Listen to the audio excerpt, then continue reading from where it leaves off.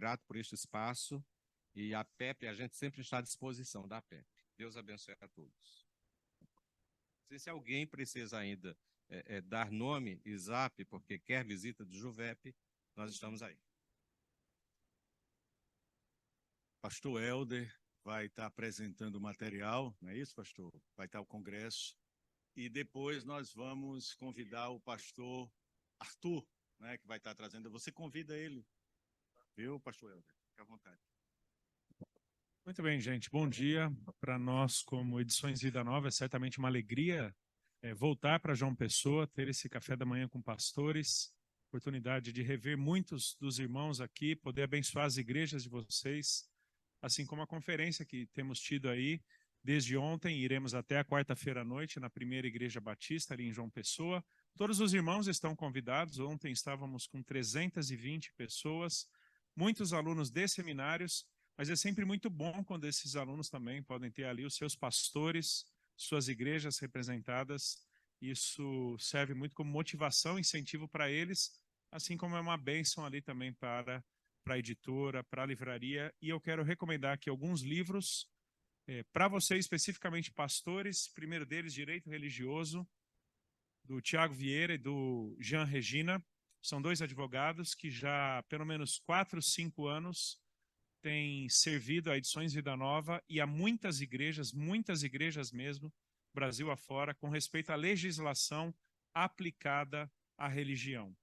Eles têm não apenas exposições sobre a lei, senão também tratam de casos práticos, questões super específicas, desde ideologia de gênero, divórcio, patrimônio, mais um mundo de coisas, liberdade de culto, aqui nesse livro. Então fica a recomendação, estamos na 4ª edição dessa obra, tem vários podcasts deles também, pelo canal ali do YouTube da Vida Nova. Então, Direito Religioso, obra muito importante, especialmente na bagunça que nós vivemos no nosso país, né? Nessa instabilidade jurídica, uma obra dessa nos ajuda demais. Quero recomendar o livro do Paul Tripp, Creio, né? Você acredita? Uma série de capítulos trabalhando as principais doutrinas cristãs, tanto em termos teológicos quanto em termos práticos, como cada uma dessas doutrinas afeta a nossa vida prática, desde a nossa vivência como igreja até a nossa família ou mesmo a nossa função no mundo. Tive a oportunidade de gravar um podcast pela Vida Nova, especificamente sobre esse livro, onde abordo alguns dos seus capítulos e a praticidade de cada um deles. Conversando com o Sérgio, um dos editores da Vida Nova, é um currículo que dá tranquilamente para abordarmos uma escola bíblica das nossas igrejas, tá bom? Porque tem uma fundamentação teológica muito boa, mas ao mesmo tempo uma praticidade impressionante para a vivência, o dia a dia da nossa vida cristã. Uma recomendação aqui, então, para os irmãos: você acredita? Pastor Arthur Duque já fez a recomendação desse livro ontem. Quero mencionar não apenas o livro de Romanos, mas toda a série de comentários expositivos, né, exegéticos do texto bíblico. Vocês que já fizeram teologia bíblica sabem do desafio que é todo aquele entendimento do livro nas suas questões introdutórias e como isso influencia o conteúdo em si do livro.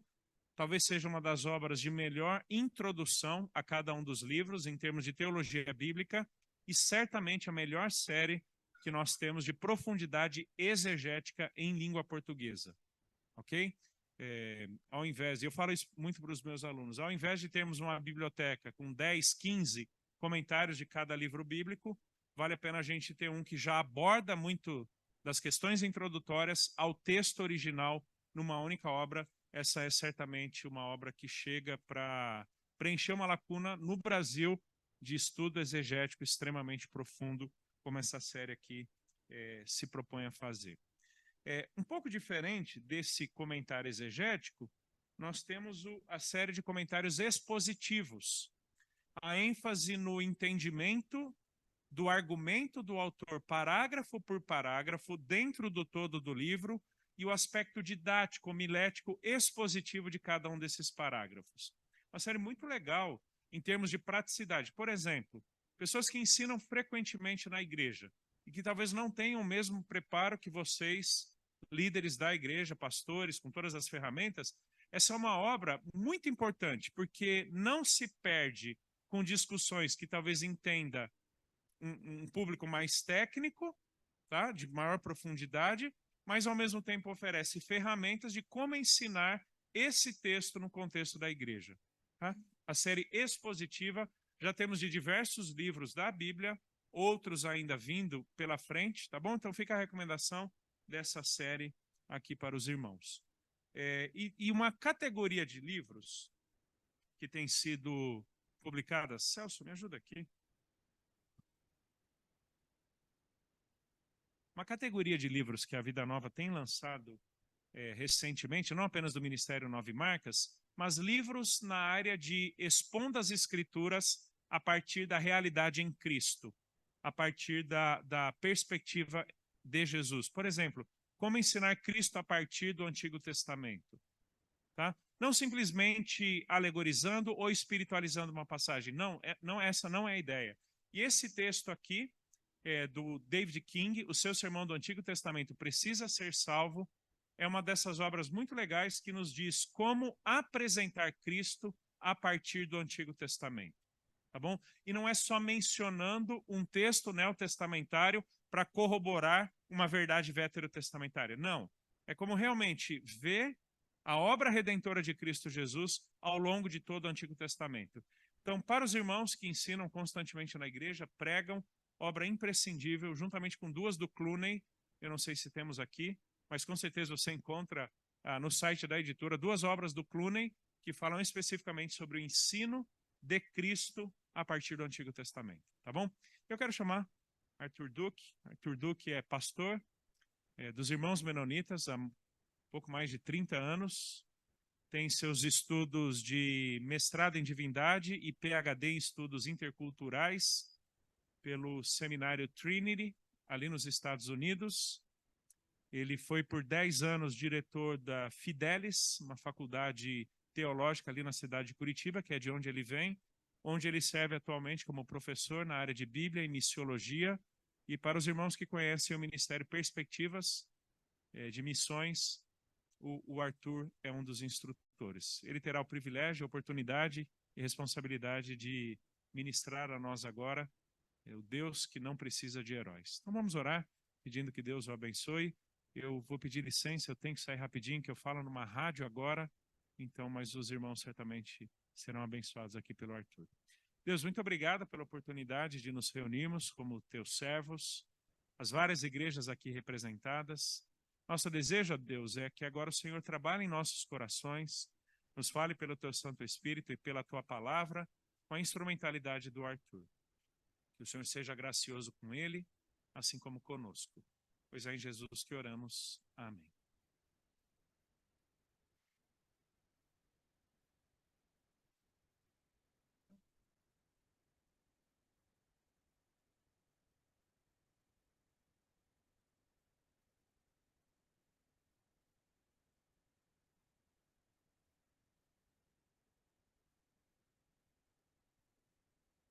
Bom estar de volta, né? Acho que estive aqui em João Pessoa 2 vezes com Perspectivas, uma vez pela Juvep, né? Ver a Bárbara aí conosco, né? Que bom vê-la outra vez, né? Bacana. Tá? Eu me sinto hoje um pouco estranho, né? Se vocês lembrarem de João capítulo 2, o primeiro milagre de Jesus, né? Então, acabou o vinho, né? E daí quando o mestre de cerimônias vem falar, escuta, né? Acabou o vinho e tal, né? A mãe de Jesus vai falar com Jesus, né? E a conversa no final é mais ou menos assim, né? Primeiro dá-se o vinho bom, aí quando o pessoal já está mamado, né? Você pode dar até vinagre que está tudo bem, né? Pois vai vinagre para vocês. Já escutaram um monte hoje, tá? Então, tá? Prepare-se que o bom já foi, agora vem o vinagre, tá? Preparado, prepara o estômago, né? A base já foi feita. Ótimo, tá? Joia. Deus não precisa de heróis. Como assim? Tá? Vamos pensar um pouco sobre isso. Temos que voltar lá atrás em Gênesis 1, tá? Começa com o título da obra de Gênesis. No princípio, Deus criou. Tá? Então, não está entrando em detalhes, simplesmente no princípio, Deus criou, tudo beleza, aí daqui a pouco, né, não demora nada, está o mal ali. Tá? O mal está presente, bagunça tudo. E os seres humanos, eles querem autonomia. Deus não manda em mim. Pode até ser Deus em qualquer lugar, mas aqui não, em mim não manda. Eu vou determinar o certo e o errado. E aí, entende? Quando Deus pegou aquela matéria informe, põe ordem nela, ou seja, né, vai pôr a luz para, né, para governar dia e noite, vai pôr, né, separar o firmamento das águas para que peixes e aves possam existir, possam viver tranquilo, né? Então Deus põe ordem em toda a matéria que existe, né? Agora o ser humano decide, eu prefiro o caos. Ou seja, Deus ordenou a coisa, o ser humano diz, Deus, você não manda aqui, volta para o caos. Terrível, tá?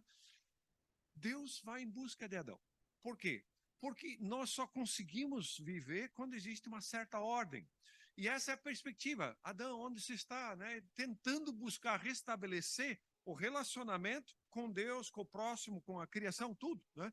Mas essa é a tentativa. E a resposta de Adão é, ouvi a tua voz e tive medo. Né? Estava nu, tive medo, me escondi. Obviamente que não se trata aqui basicamente de nudez física. Né? É algo muito mais profundo que começa a mexer. Qual é a coisa? Né? A nudez é, para ser aceito eu preciso fazer de conta. Até esse momento eu posso ser quem eu sou. Tá? Agora, como entrou o pecado e o pecado, né, influencia, afeta todas as dimensões da vida, agora eu não sei se meu cônjuge vai me aceitar, eu faço de conta. Lá no sul a gente diz que você tem que dar migué. Né? Não sei se diz aqui também, né? Então, você dá migué para fazer de conta que aí o pessoal acha que está tudo bem e vocês, né? Então, eu que leciono faz muitos anos, os alunos dão muito migué na gente, tá? Muito, né? Fazem de conta que leram a coisa, querem fazer uma pergunta importante, né? Só que a gente é macaco velho, né? Quando você percebe o aluno chega daquele jeito, você diz, você está me enrolando, né? Eu tenho essa natureza meio desbocada, falo as coisas mesmo, não quero saber, né? Então, tem esse lance estranho. E você percebe que as relações nossas, elas muitas vezes têm justamente isso, tá? Eu não sei se você aceita, então eu faço de conta. Eu dou uma, né? Começo a valorizar a aparência para que a essência não apareça. Vai que descubra quem eu sou, né? Imagine que na tela que você tem aqui, né, estivesse passando tudo o que você está pensando.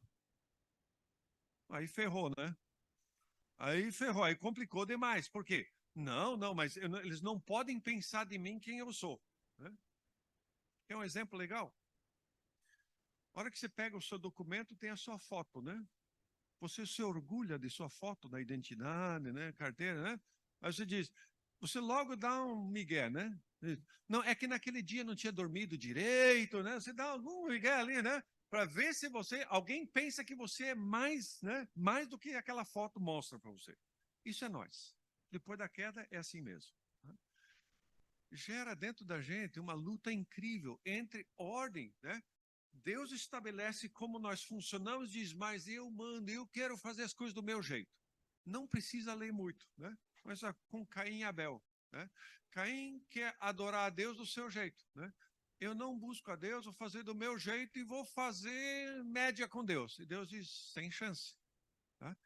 Caim quer pegar e enfiar a mão na cara de Deus e não pode, porque Deus está longe, né? Aí ele bate no irmão, naquele que, né, de quem Deus aceitou a oferta.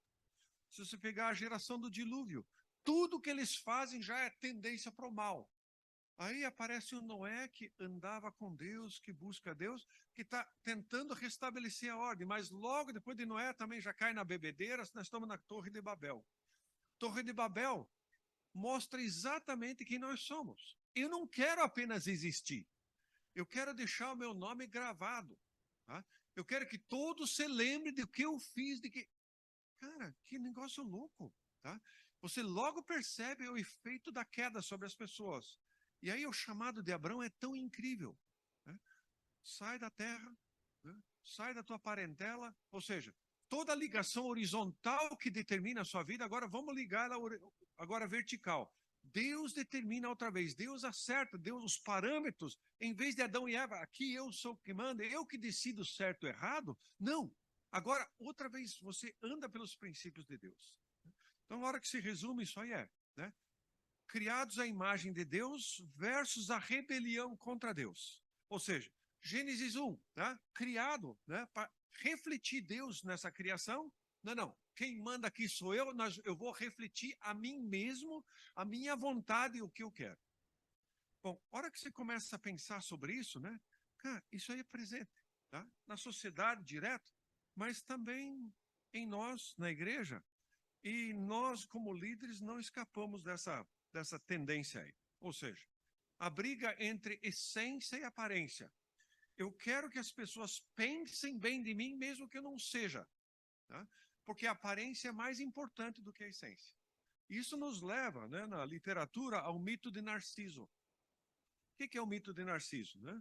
Figura, né, a ilustração clássica é isso aqui. Tá? Tem muitas histórias que tentam ilustrar, né? Mas basicamente o menino é tão lindo, né?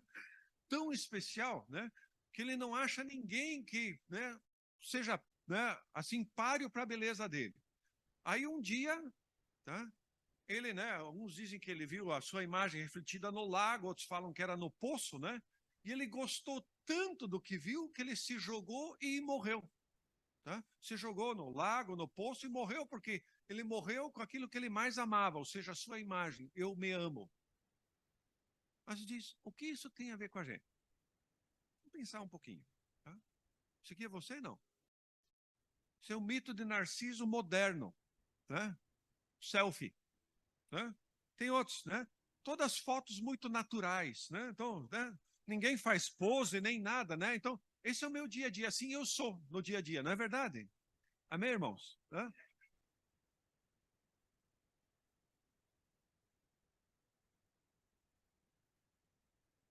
Está tentando impressionar quem? Né? Mas isso é nós. Tá? É uma cultura que está presente e quando você menos vê, ela está dentro de você, ela começa a gerir, ela começa a determinar a sua vida em relação à igreja, em relação à missão, em relação a tudo. Tá? Isso é um problema muito sério. Tá? Então, veja lá. Né? Preciso alimentar a minha rede social. Né? O que a sua come? Né? Coisas lindas. Tá? Tá? Veja lá. Tá? Exaltação do meu ego, tempo, reclamações, livros que não li e coisas que não sou. Faz sentido? Tá? Tá? Tem outra. Tá? Você já consegue tentar imaginar como termina? Qual é o próximo? Hã?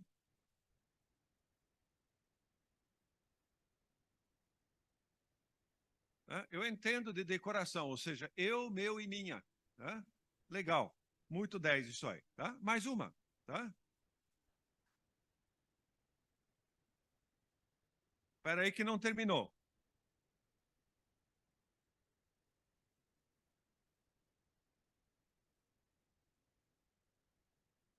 Só no fundo consegue ler?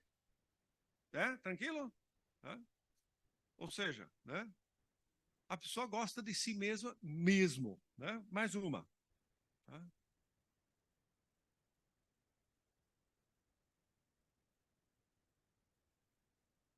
Você vê que a aparência está boa ali, né? Tá? Né?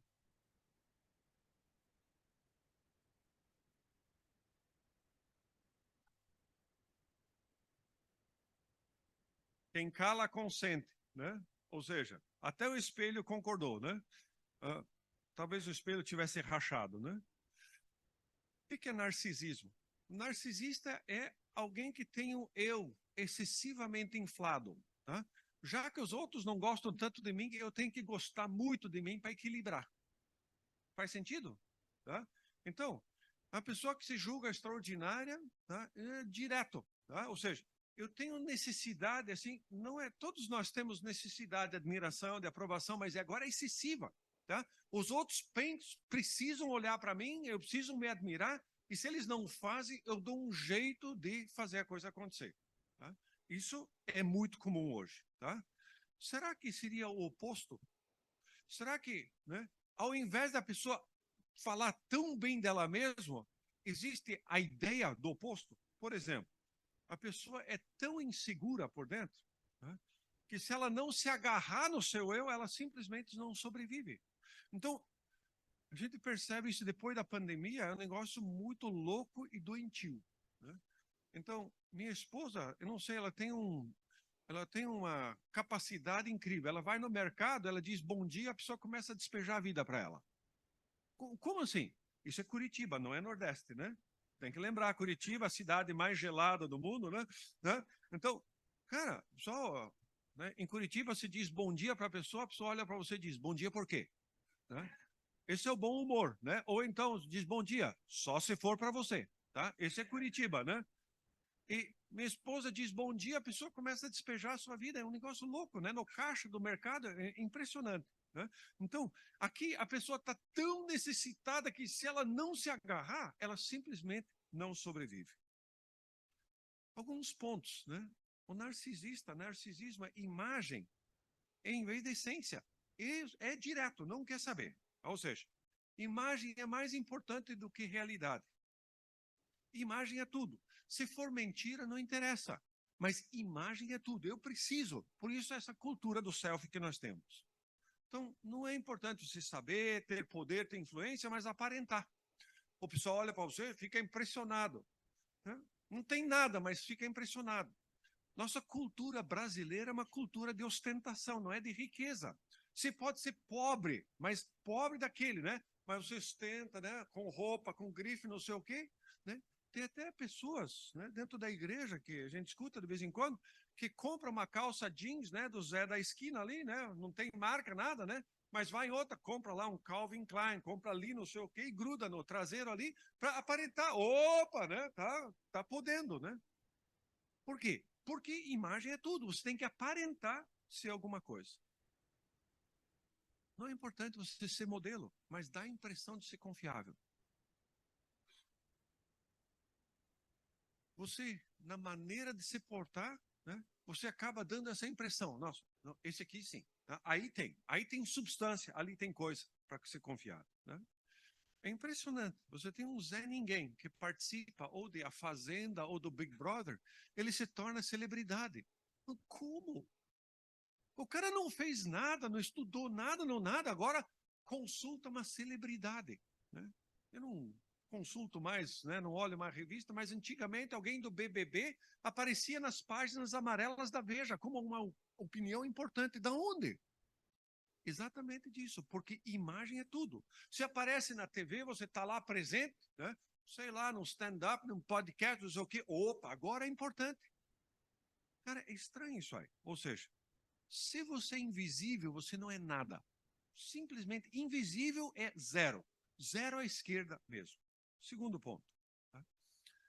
O narcisista, ele depende do aplauso, né? Já falamos um pouco sobre isso, mas vamos desenvolver isso um pouco mais, né? O valor pessoal depende da melação, tá? Então, é a expressão que a gente usa no Sul, né? O pessoal, você não é tudo aquilo, mas o pessoal faz de conta, né? Uma melação, nossa, você, né? E a gente vê isso, né? Às vezes em defesas de mestrado, de doutorado, né? Se tem a banca, um tem que melar o outro. Nossa, tão importante, né? Fez um trabalho tão importante, seminal na área. Eles se odeiam, mas você entende essa melação para cima do cara, né? Sabe o que é pior?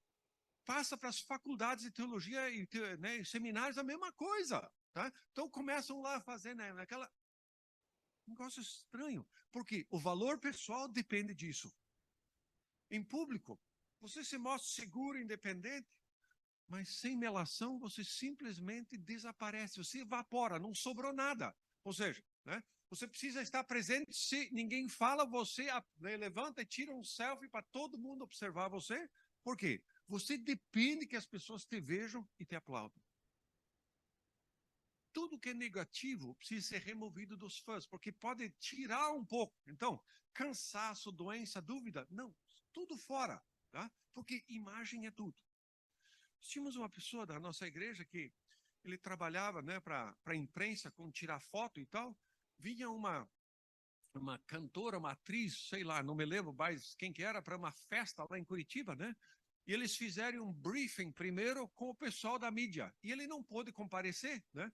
E aí ele está tirando foto dela para publicar Daqui a pouco está tirando uma foto, aquela atriz olha para ele e diz, você não veio, né? Você não lembra que eu, né? Você não ouviu, mas você deveria ter estado, porque tira foto de mim só do lado direito. Do lado esquerdo não pode, porque de certo tinha alguma, né, alguma espinha, alguma coisa, só do lado, né? Amém, irmãos?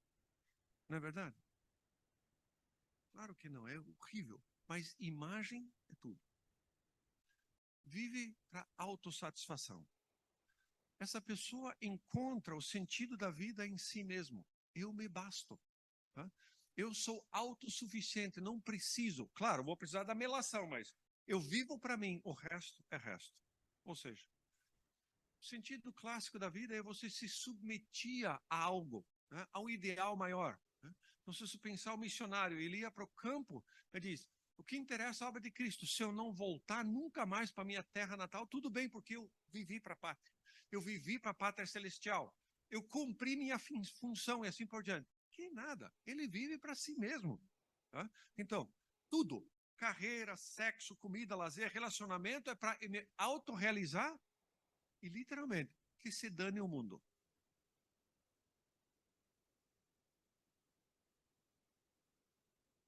Você está pensando, por que eu estou falando isso? Né?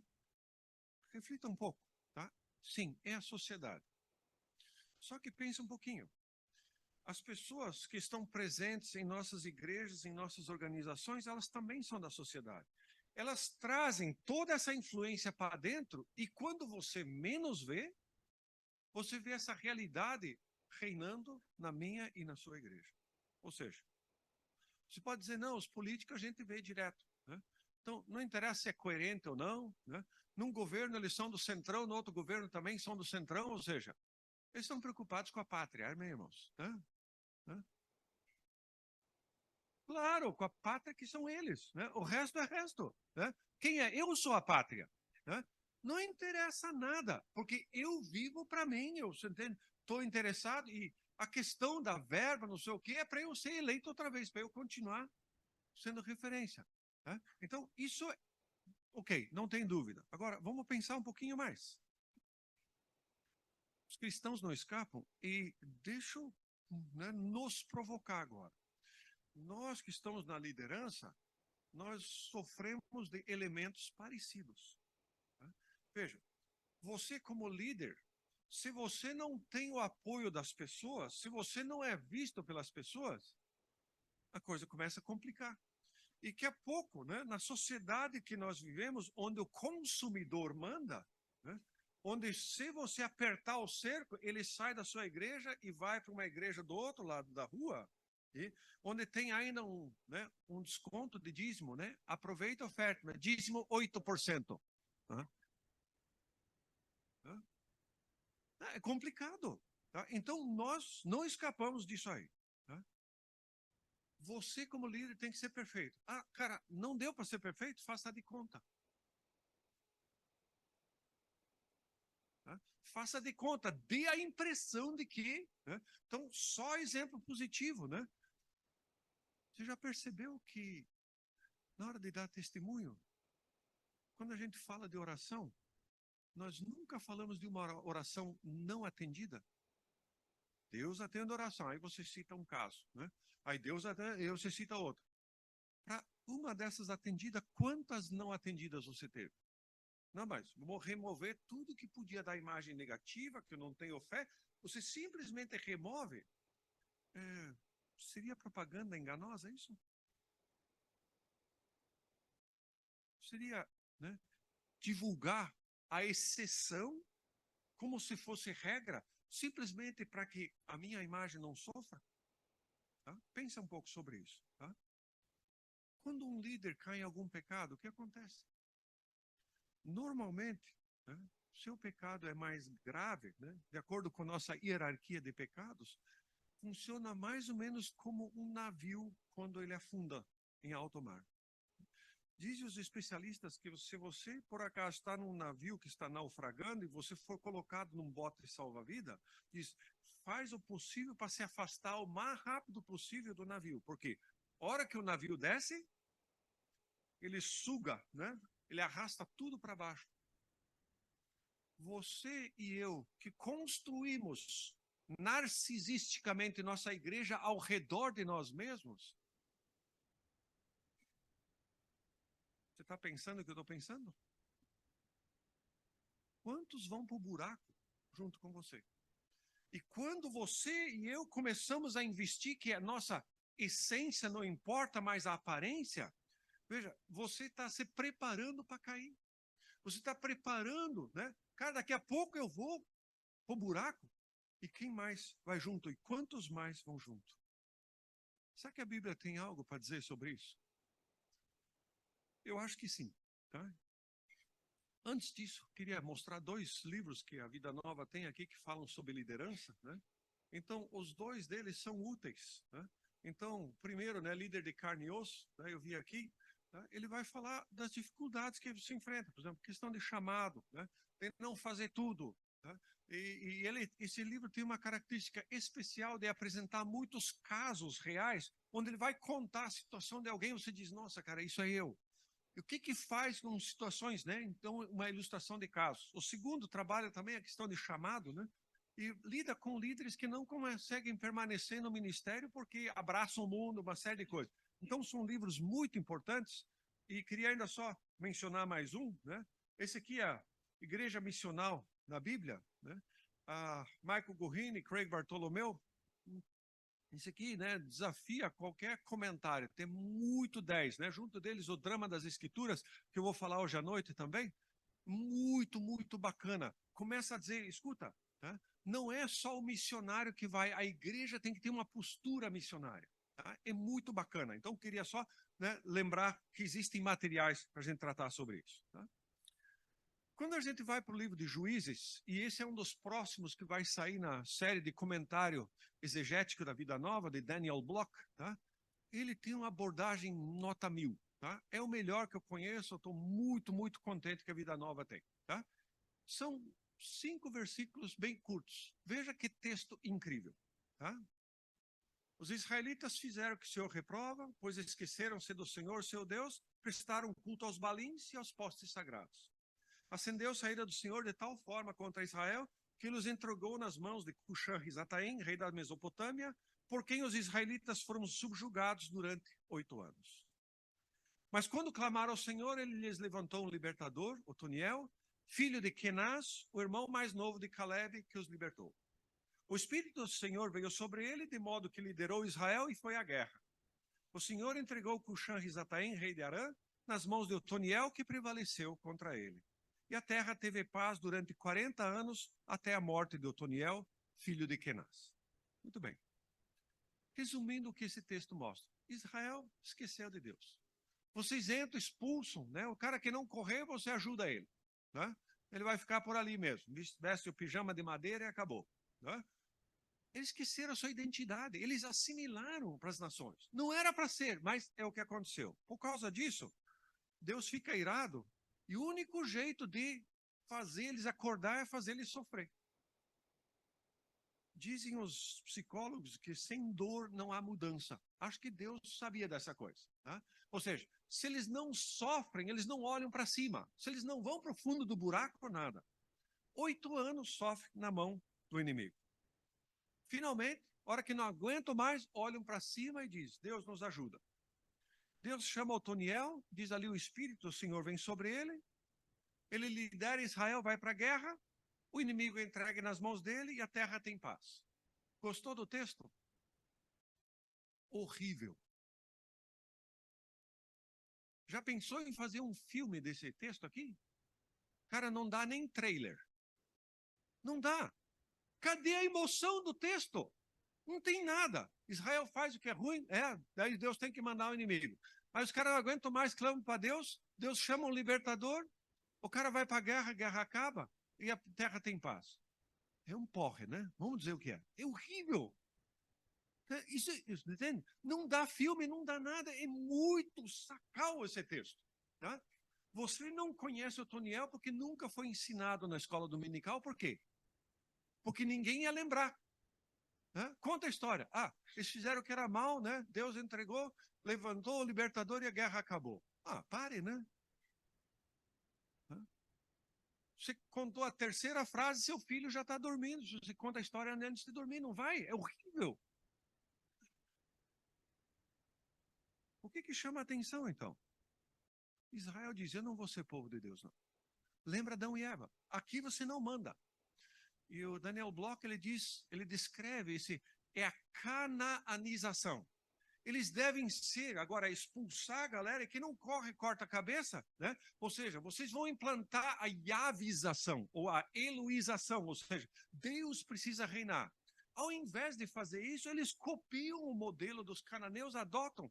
Toda a sua cosmovisão passa a ser dominada pelos deuses cananeus. Nossa, que horrível isso, tá? Só que Deus não desiste do povo. Sabe por quê? Porque Deus tem um plano para cumprir. Não é porque Israel é a grande coisa. Tá? Deus chama Israel de uma maneira especial porque Deus tem um plano para Israel. Deus tem um plano com a criação. Não porque Israel é a grande coisa. Lá em Deuteronômio diz, não chamei vocês porque vocês são mais numerosos, não chamei vocês porque vocês são mais santos, nem nada. Não, é porque Deus tem um plano. Deus tem um plano, não desistiu de Israel. O Shah-Rizataim, que é o rei dos inimigos, né? Que significa duplamente mal, o cara é ruim de verdade, e o Otoniel aparecem, mas eles simplesmente estão, parece que, cumprindo o que Deus faz. Então Deus diz, agora ataca eles, ele vai lá. Agora Deus diz, Otoniel, agora dá uma surra neles, ele faz. Eles são servos de Deus, eles são quase passivos, porque Deus está dizendo, né, mexendo o tabuleiro, e as coisas acontecem. Descreva Otoniel. Chamado, serve, morre, não tem monumento dele, não tem Otoniel grande. Não, o que diz ali? Deus chamou Otoniel, diz ali que ele era, né, parente de Caleb, depois o Espírito vem sobre ele, ele vai para a guerra acaba.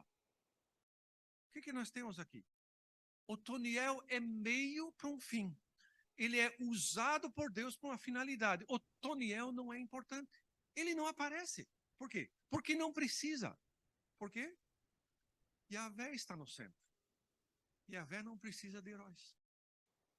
Não precisa que seja carismático, porque faça um selfie na frente dos inimigos derrotados, nada. Tá? Mas o quê? Chegou, chamado, foi lá, fez, acabou. Que bom que essa história terminasse aqui, mas o livro de Juízes continua. Tá? E o livro de Juízes é construído na descendente. Tá?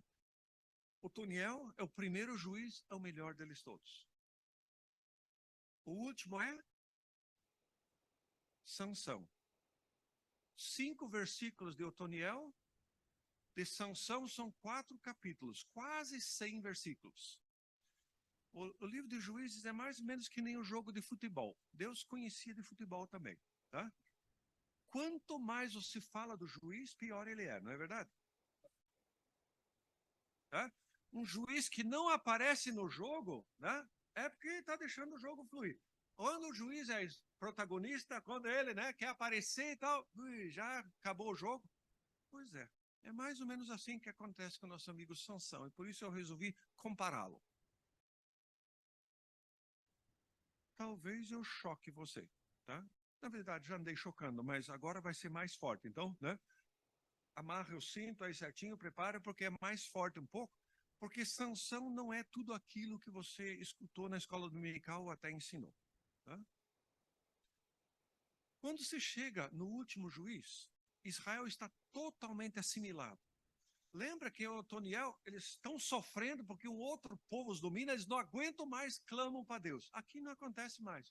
Estão oprimidos, mas estão satisfeitos. Não, deixa quieto. Né? Os filisteus são nossos amigos. Não pede ajuda porque está bom assim. Como assim está bom? Sabe por quê? Porque esse momento, tá? Israel vive para si. Não, tá tranquilo, gente. Peraí, você foi colocado na terra prometida com um propósito. Que propósito que nada? Eu mando, eu determino como vai ser as coisas. Então está assimilado, está tudo bem. Tá? E Deus diz, não está tudo bem.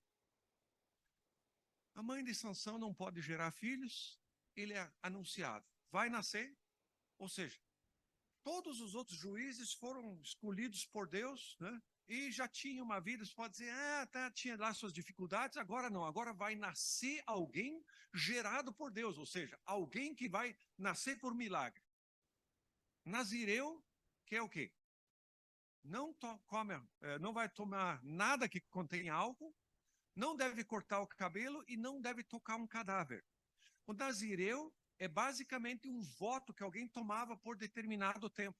Aqui no caso de Sansão parece que não, parece que a vida inteira, ou seja, né, a mãe já deve abster-se desse tipo de coisa enquanto está grávida e Sansão deve continuar desse jeito. Aí você diz, agora sim, agora vai dar legal. Agora vai ser muito, muito bacana o que vai acontecer. Aí nós ficamos assustados, porque o nome Sansão significa pequeno sol, em honra, em lembrança do deus Shemesh. Aí você diz, tem alguma coisa podre aí, né? Porque Deus intervém para o nascimento dele, e você precisa lembrar que no Antigo Testamento, uma mulher que não gera filhos é considerada amaldiçoada por Deus. Agora, Deus intervém de maneira extraordinária para que nasça essa criança que vai ser o libertador de Israel. E os pais, em honra ao Deus Sol. Que coisa linda. Você percebe o tipo de assimilação que está. Eles fazem e já nem percebem. Estão achando que está tudo certo. Aí, Israel não ataca, não quer expulsar os inimigos. Aí Deus precisa empurrar o Sansão para os inimigos porque tá tudo bom, tá tudo legal. Não, né? Time que ganha não se mexe. Deus empurra eles e não dá outra, né? Nosso amigo Sansão, ele quer casar com uma mulher dos filisteus. Bom, é contra o que Deus tinha dito. Ó, você não se casem com os povos ali, e Deus está o empurrando. Tá? Mas Sansão não quer saber. Tá? Ele chega para os seus pais, digo, né? Consigo essa mulher para mim, porque ela agrada meus olhos. Lembra de Gênesis ali, capítulo 3? Né? A tentação da serpente com Eva, né? Ela olhou para a fruta e dizia, ela é agradável ao seu paladar, ou seja, olhou, diz, é isso. Sansão também olhou para essa moça e diz, é essa. Os pais não sabiam que Deus está empurrando, ou seja, Deus está tentando criar caso com relação aos filisteus, porque Israel não se mexe, simplesmente está acomodado, está assimilado. Muito bem. Aí o Sansão, numa dessas indas e vindas, está passeando pela vinha, quando é atacado por um leão novo. Primeira pergunta, Sansão, o que se faz numa vinha? Você, como nazireu, não é só que não pode beber o vinho, mas todo o produto da vinha, ou seja, uva, não, tá? Porque daqui a pouco o cara dá migué, não, eu só peguei uma uva, mas ela estava um pouco fermentada, tá? Não, cara, nada, tá? O que o cara faz no meio, tá, da vinha? Sansão é malaco, tá? Atacado por um leão novo. Não é um daqueles leão que dorme 25 horas por dia, né? Não, um leão novo, cheio de energia. E o texto, né, diz que o cara arrebentou aquele leão como quem vai carnear um carneiro, tá? Uma ovelha. Você pega ela pelas pernas traseiras, vai carnear, você abre elas, pendura elas para cortar a carne. Isso ele faz com o leão, por causa da força dele. O texto volta e meia não nos diz por que as coisas acontecem. Mas eu fico pensando, será que esse leão que o atacou foi Deus dizendo, amigo, você acha que você não, né, você errou o endereço, não é bem para estar aqui. Com a força dele, ele resolve tudo. No caminho para o casamento, daí leva seus pais, né? Dá uma desviada e passa pela vinha, né? Opa, seus pais, né? Faz de conta que vai no banheiro ali, né? Passa pela vinha para dar uma olhada lá, encontra mel na carcaça. Ele come desse mel e entrega para os seus pais também. Algum problema aí? Carcaça, né? Você como nazireu, nada. Então, ele erra e torna seus pais impuros também. Preocupação de Sansão? Zero. Tá nem aí. Tá? Chá comigo, que eu resolvo. O casamento é descrito com uma palavra chamada mistê. Bebedeira por 7 dias. Algum problema? Todos os problemas. Lembra que ele é nazireu? Tá? Tá nem aí, tá? Vamos enxugar um pouquinho porque é dia de festa, né? Sabe lá quão mamado ele fica, né? está torto, né? Não está nem aí. Tá? Nosso amigo Sansão é estranho. Aí ele propõe um enigma para os 30 acompanhantes de sua esposa. 30 acompanhantes? Por que será? Será que ela não confia? Quase que 30 guarda-costas para cuidar dela na situação ali. Tá? E o Sansão vê a situação, né? E diz, vou fazer um joguinho com vocês. Do comedor saiu comida, do forte saiu do sul. Lembra desse enigma que ele colocou para a turma lá? Quem é que pode adivinhar um negócio desse que só Sansão viu? Ninguém mais viu. Tá? Isso jamais. Tá? Ninguém jamais conseguiria adivinhar isso aí se não tivesse presenciado. Sansão dá risada. Bom, aí o pessoal joga, né? Da mesma natureza do Sansão, joga com a mulher dele, ó. Se você não descobrir aqui, né, vai sobrar para você, tá? A mulher faz, né? Todas aquelas coisas lindas, né? Vai um jogo de manipulação, chora, tal, até que ele passa o segredo para ela resolve a questão, né? Sansão fica, obviamente, irado, né? Vai nas outras cidades, mata 30 nobres, tira a roupa deles e entrega para eles. Só um detalhe.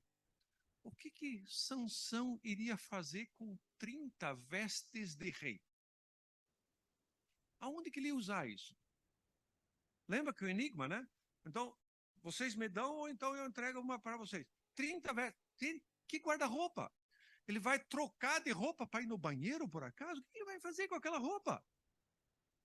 Não interessa, cara. O narcisista, né? Vai tirar um selfie. Mudei o guarda-roupa. O que ele vai fazer? Ele é louco.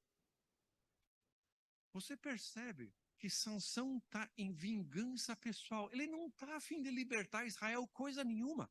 Ele é vingança pessoal. O cara vai lá e mata a galera, tá? Para tirar a roupa deles. Bom, Sansão é o sol. Talvez nem tão pequeno. Ele é grande sol. Faz o que quer, não presta conta para ninguém. E a força dele resolve. Ele tem o potencial e resolve tudo. E dá risada. Não está nem aí. Bom, as coisas complicam mais um pouco, né? Nessa jogada também, uma hora ele cata lá 300 raposas, né? Esse é outro enigma da Bíblia, né? Já pegar uma raposa já é complicado, pegou 300, né? Daí o cara amarra uma tocha aí no meio do rabo delas. Como é que ele fez isso? Também é outro enigma, né? Agora, você pode imaginar, né? Quanto tempo leva para queimar uma plantação? Com 150 duplas de raposas correndo no meio daquele trigal ali. Acho que quando chama o alarme já tem, né, já nem fumaça não tem mais. É rapidíssimo, né? Terminou. Os filisteus ficam com muita raiva dele e querem vingança. O que eles fazem? Não conseguem catar o Sansão, vão para o povo de Gideão, né? Ele agora está ali na região de Judá e vão ali para Judá e dizem, entrega o seu inimigo para a gente. Mas os caras dizem, como assim vocês vêm nos atacar? Nós somos amigos. Tá? Então ele diz, não, de vocês aí, então vocês peguem o de vocês e entreguem para mim. E Sansão fica com medo do seu próprio povo que eles vão matá-lo. Então Sansão faz um acordo com o povo de Judá, ok, vocês me prendem, me entregam para eles, mas vocês não põem a mão em mim, vocês não me matam. E é o que faz. Outra vez é estranho, porque o povo de Deus deveria expulsar os inimigos, agora eles estão expulsando o libertador deles. Estão entregando o libertador deles na mão do inimigo. Está tudo virado. Está tudo torto.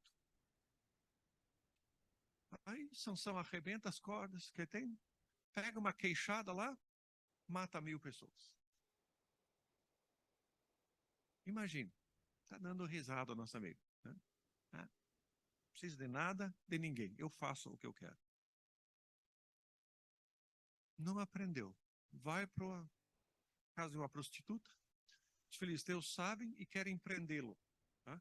Tem todo um esquema dos portões ali, já sabem, né? Só que o Sansão, ele frustra eles porque sai no meio da noite, não da manhã, como eles achavam. Pega aqueles portões sobre os seus ombros e carrega morro acima, lá uns 40, 50 quilômetros. Dando risada. Quero ver a hora que os caras vão querer descer esse portão de lá. Tá? O cara tá achando super bacana. O Sansão não aprende nada. está totalmente voltado para si mesmo. Aí ele encontra Dalila. O nome Dalila já significa flerte. Aí se diz, não vai terminar bem. Tá? E se você acha que o pessoal de hoje é meio afoito, tá? Vocês não viram Dalila. Tá? Primeiro encontro, qual o segredo da sua força? Ela o ama de verdade. Tá? Tá? A gente diz que isso é mulas love, né? Mais ou menos, tá? Nada. Tá? Aí, Sansão começa brincando com Miguel. Se você me amarrar com tiras de couro novas, algum problema? Couro de um animal morto e tal, já quebrou também, não está nem aí. Se você me amarrar com cordas novas, a segunda, tá? É o que tinha sido amarrado ali quando ele, né, arrebentou, pegou aquela queixada de jumento e matou 1000. Aí, por final, ó, se você pegar um pino de tear e pegar e amarrar meus cabelos e tal, muito burro, tá? Ele começa a dizer, né? Estou começando a apontar para o segredo, tá? Cara, o que ele faz? Bom, por final, entrega o jogo. E Dalila está tão segura já de que o cara entregou o jogo que já chama os caras, já pode trazer o dinheiro junto. E não era pouca coisa. Aí, acabou, né? Acabou. Por que Sansão entrega o jogo? Ele dá a impressão de que ele olha para cima e diz, Deus, você precisa de mim. Você não ousa tirar. Já desobedeci você tantas vezes, você não fez nada.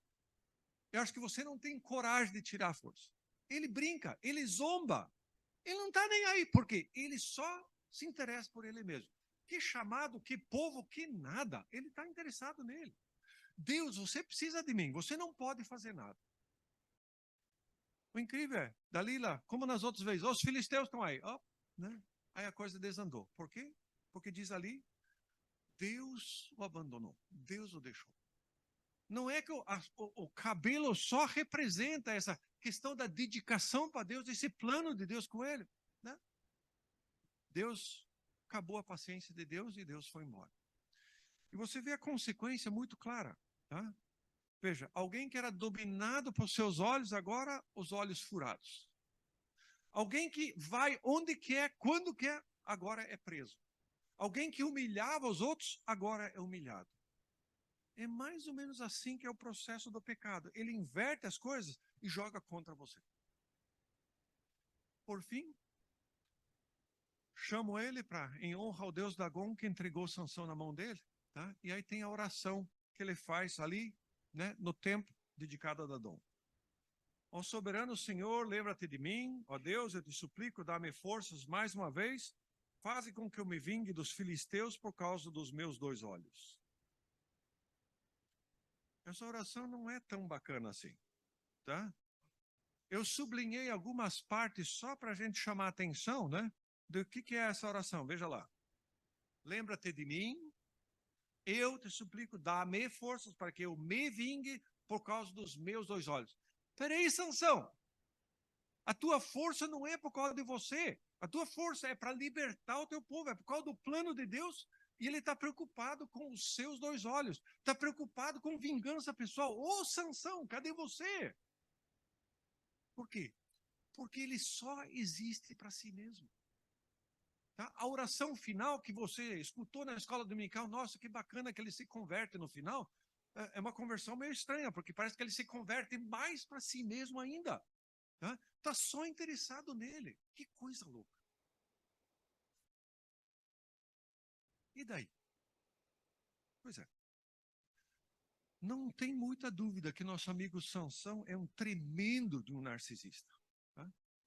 Muita pompa, muito selfie, muita emoção, muita fumaça.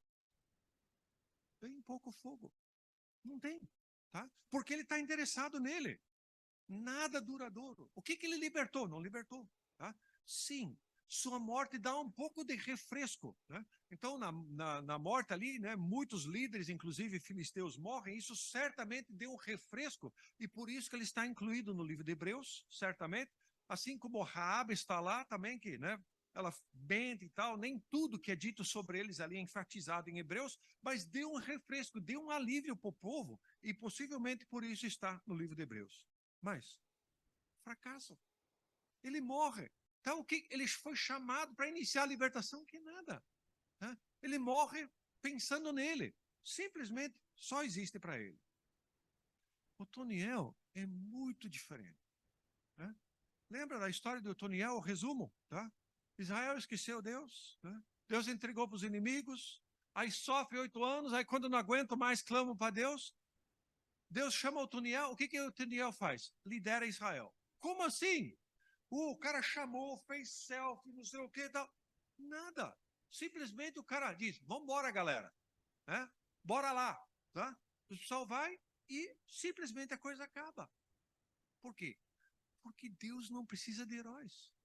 Porque o trabalho de Deus não é nosso. Não existe uma questão que, depende de mim. Não, cara. A história da igreja é muito interessante. A igreja em Jerusalém é incrível. Leia Atos 2, 3, 4. Nossa, que coisa impressionante.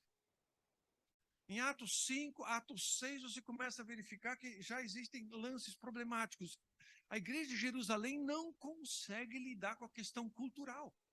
As viúvas helenistas são negligenciadas, a igreja só fica em Jerusalém, não tem como. Aí o que acontece? Tá? Deus vai ter que tirar Jerusalém, diminuir e vai subir Antioquia. Aí Antioquia na história luta com a questão igual na Galácia, a questão dos judaizantes, desce Antioquia, sobe Éfeso, aí daqui a pouco desce Éfeso, sobe Roma, desce Roma, sobe Constantinopla, assim por diante. Hoje, desce Europa já há muito tempo, né? Estados Unidos, Canadá, está numa descida rápida. Por exemplo, eu tenho um colega pastor que trabalha em Vancouver, Canadá, um país cristão. Num dado domingo ele diz, né, que basicamente você tem entre 2% e 3% da população de Vancouver que vai para o culto. Cara, isso é população, isso é porcentagem de um país não alcançado. Que loucura! Desce. América Latina, África e Ásia estão mais no topo. Lembrando que quem está no topo logo começa a descer, porque nós somos filial deles. Tá? Quer você goste, quer não. Tá? Otoniel é servo. Ele é servo, ele não é estrela, ele é servo. Tá? Chamado por Deus, tá disposto a obedecer, tranquilo. Tá? Chamou, tranquilo, estou aí. Tá? Parece Maria, chamada para dar luz para Jesus, né? Cara, que complicação, né? Uma moça solteira, né? Não é casar, tudo ruim. Está aqui a serva do Senhor, a mesma coisa com o Otoniel aqui. Não tem autobiografia, não tem fogos de artifício, não tem nada de nada. O que é? Deus chama, o Espírito vem sobre ele, vai para a guerra e a coisa terminou. Deus não precisa de heróis. Deus não precisa de um animador de auditório. Deus não precisa de selfie. Né? Deus precisa de gente que, ok, Deus, né? Sou limitado, mas com a força, com a capacitação que você me deu, estou disposto, vamos embora.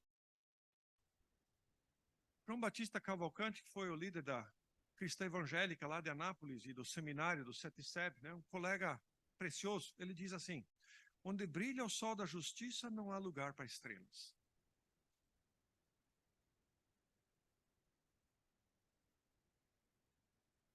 Talvez você diz, ok, mas o mundo exige isso.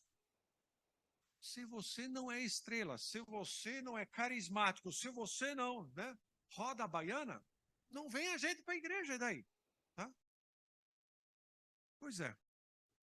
Efésios 1, 9 e 10, que é basicamente o tema-chave do livro, tá? Diz, Deus nos revelou o cumprimento do seu bom propósito, que é o quê? No devido tempo, ele reunirá sob a autoridade de Cristo tudo que existe nos céus e na terra. Ou seja, Cristo veio, né? O reino de Deus está sendo restabelecido por meio de Jesus e agora tudo vai ser colocado debaixo da autoridade dele. O que isso significa? Deus está usando a igreja para esse propósito. Agora vem a pegada. Tá? A igreja, você, eu, nós somos meio para um fim. A igreja não é fim. Olhe para a nossa igreja, porque a nossa igreja, nós temos um programa de missões, porque nós estamos atraindo. Né?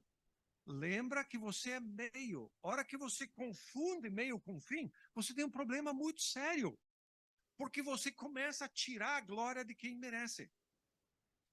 Você e eu, a igreja, nós pastores, nós somos meio para um fim, meio para o reino de Deus.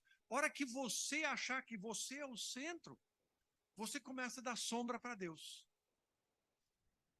Termino com a ilustração lá de Moisés. Lembra que Moisés já, né, talvez cansado de liderar aquele povo complicado no deserto? Daqui a pouco Deus diz, né, fala com a rocha lá. Ele bate na rocha, mas não só isso, diz, nós vamos fazer sair água dessa droga aqui. Peraí, é você, Moisés, ou é Deus que faz?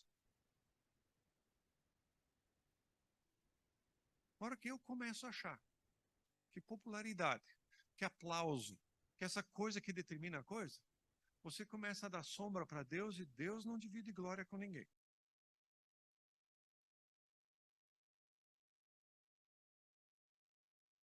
Que Deus mate o narcisista em mim e em você.